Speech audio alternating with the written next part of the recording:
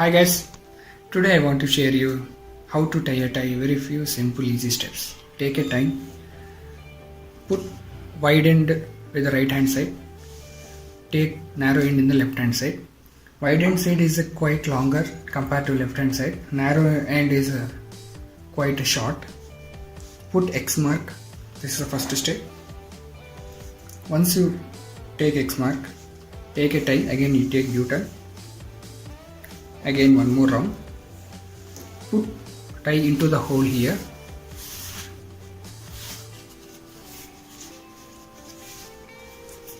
Push widen tie into that knot there.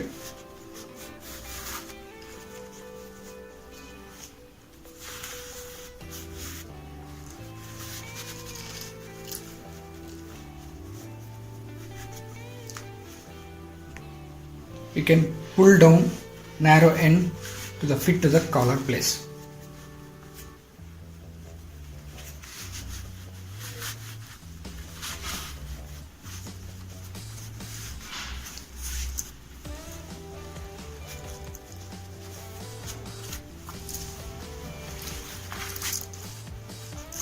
Yes, this is a very few steps. I think 3 to 4 steps.